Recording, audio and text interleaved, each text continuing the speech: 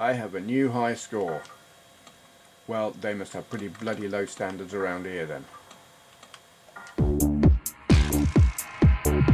It's not a walkthrough, playthrough, review, anything like that. It's just me playing the game badly so you can see what it looks like.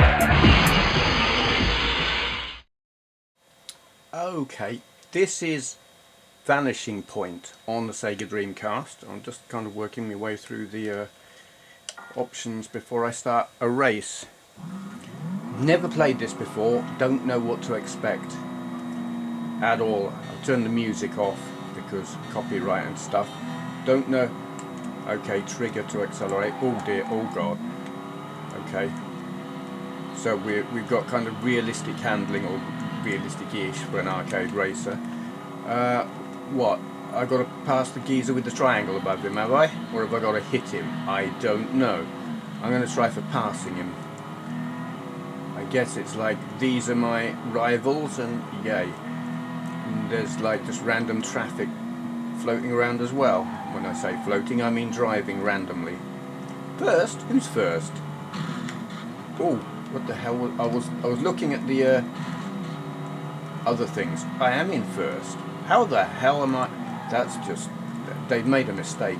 This kind of reminds me of a level in Drive Club.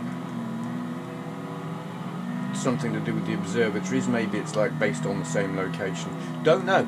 Oops. Oh dear, he put that there. Fourth. Okay, I didn't notice anyone passing me, so how's that working? Oh, get on the road. You, sod off. Get thee behind me, geezer. Oh god, bloody hell. There is some weight to this. Oh, you bastard, get out the way in your bloody Mark 1 VW Golf. It looked like a Mark 1, it's probably not. That looks like a yellow car. Yeah, you climb the walls, mate. I don't care. Fifth. Sixth. Why? No one's passing me. Why am I going down in the rankings? That makes no sense. Get back on the road. Sixth. I don't understand. It's something to do with split times, right? Okay. I don't understand, but there you go. Fourth. Yeah. What? So it's on time and not position, is it? I qualified. Okay. We don't want to watch a replay of me doing badly. Well, you might, but I don't. It's embarrassing. I'm in some kind of Ford Mustang. I don't recognise this as a Ford Mustang, but I guess they look different back then. I do like current Ford Mustangs. I mean, for a long while they were good in the time of like Steve McQueen and Bullitt. They were bloody awesome. But then it's like, whoops, 80s Mustangs were not good. And I'm guessing 90s ones weren't so hot either. Current ones, they look great. I mean, it is, I guess, a retro thing. They've gone back to the Steve McQueen styling. But I do like them. But they're huge. You know, reduce the size by about a third. And I would want one. As it is at the moment, I just enjoy looking at them. I wouldn't want to drive one. I drive a Fiat Panda and it's quite big enough for me, thank you very much.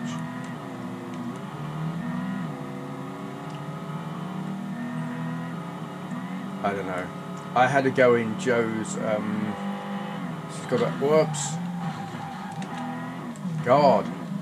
A Vauxhall, one of the big Vauxhalls, Zafira. Yeah, I had a drive of that the other day. It's like driving a super tanker. But I did manage to drive it and not stall it or crash it. Mind you, I was just in like a car park on an industrial estate, just to see if I could get to grips with the clutch on it, because it's got a very heavy clutch. But I did fine. I found it okay. I was able to reverse it into a parking space without killing anyone or smashing into anything, so that was good.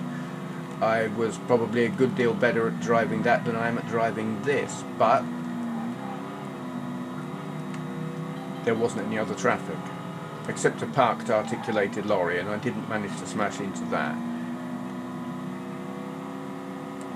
I imagine if the driver was actually in the thing and watching, he would have wondered what the bloody hell he was looking at.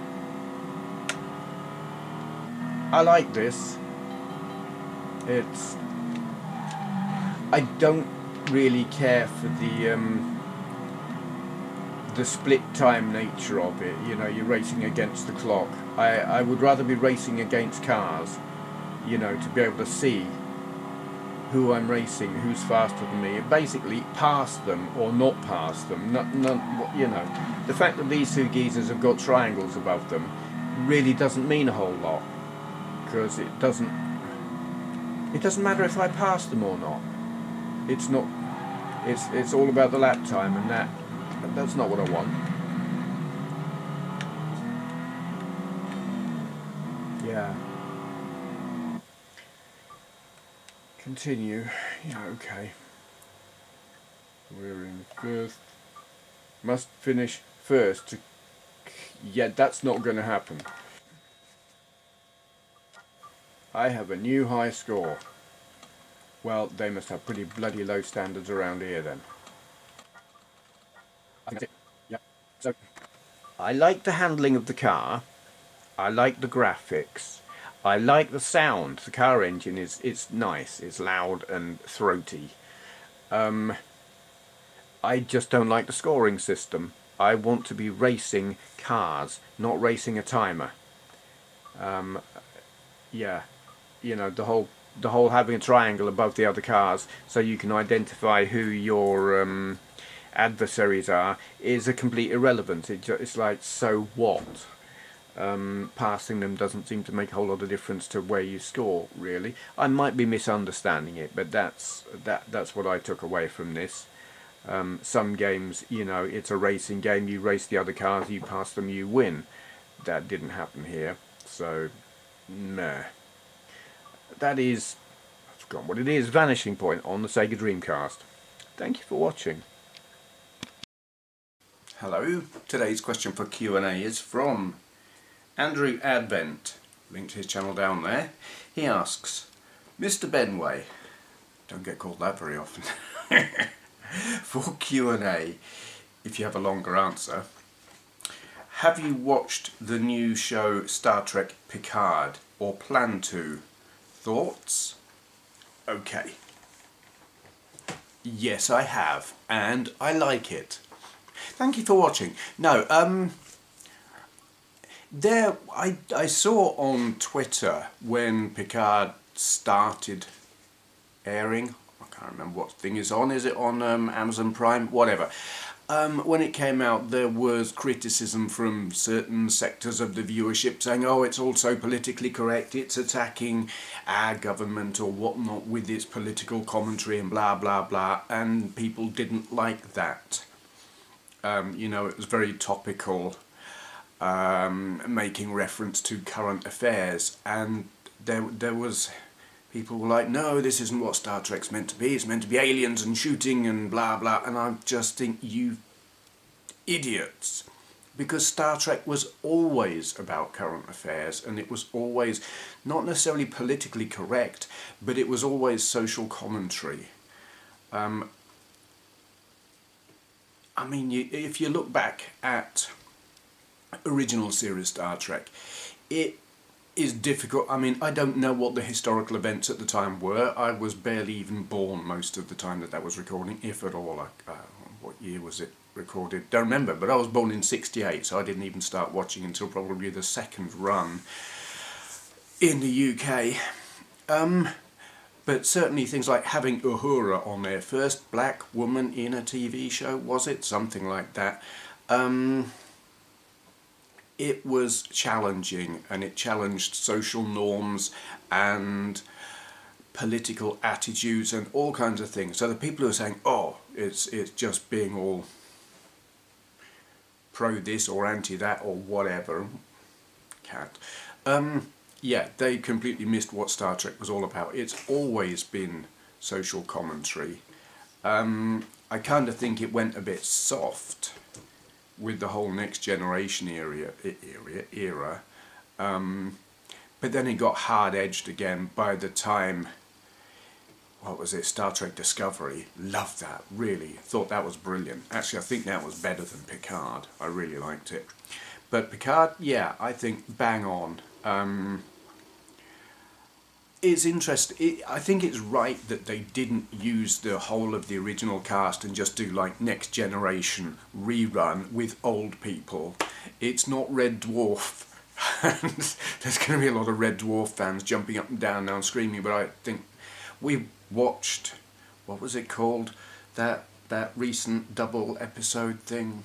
Oh, the Red Dwarf. I forgot now. Yeah. I watched it the other day. Yeah, we watched I it. liked it. Yes, it was entertaining, but it is a bunch of old men trying to... Actually, they probably got that more right than recent series of it, which really were quite sad, I think. But Picard, I think, got the balance right. Guest appearances from original cast members. Picard, it's okay that he's old. They actually made a feature out of that. But if you got a bunch of geriatrics running around trying to do Next Generation, it would have been awful. So having mostly new cast with Picard as the central character, I think really worked. Because it made a feature of his being old. What? Coming up? Didn't think so. I want to pick him up and hold him on camera. You can see this cat. Come here. Oopsie. Oopsie, this is Rhino. Being black, you can probably barely see him. He's thinking, what the hell's going on here? Because, yeah, he doesn't want me to pick him up. And here's Evie. She'll probably react much the same. So yeah, I think it was great, and I mean the effects, fantastic. You expect good effects now, unless you're watching something that is deliberately bad, like what's that thing? Oh God. Vagrant Queen. Vagrant Queen. My God. Yep. We're watching that. It's bad, but it's deliberately so. And the effect on that are so 90s. It's so bad it's good, but it's meant to be that way. Yeah, but back to Picard. Great visual effects. It's hard hitting. I mean, I like that it had the Romulans as the bad guys, but are they the bad guys? And all of that. The conspiracy, and suspicions, and I'm trying not to throw spoilers in. It's good, I like it. I think most of the criticisms that I saw online are just not valid. I don't think there's anything about it I would have liked them to have done differently, really. I guess, would I have liked it to be longer? Would I more, really, want more? But it's like that with anything that's good, but then if they string it out, it just gets to be tedious. So I think actually the length of it was about right. Trying to remember if they've left it open so that there's room for another series. I think they have, haven't they? So that would be good, yes, give us more of that. And I don't know, I mean, I could suggest all kinds of things I'd like to see happen. I'd like to see the Defiant in it. Did the Defiant ever, did it get blown up, or is that still a thing? Can't remember. And it would probably be like, I don't know, things have moved on since then anyway, haven't they? In the Picard era, the Defiant would be like a Model T among Ferraris, like modern Ferraris, yeah. Okay, I'm waffling now, so I'm going to shut up. Picard, Star Trek, yeah, love it. Cool. Anyone else who's got any questions they would like answering in a video like this, leave your question in the comments below and begin with 4Q&A so I know not to answer in the comments. And thank you for watching. It says here Benway offers his thanks to those who subscribe to his Patreon account. thing. That what he needs?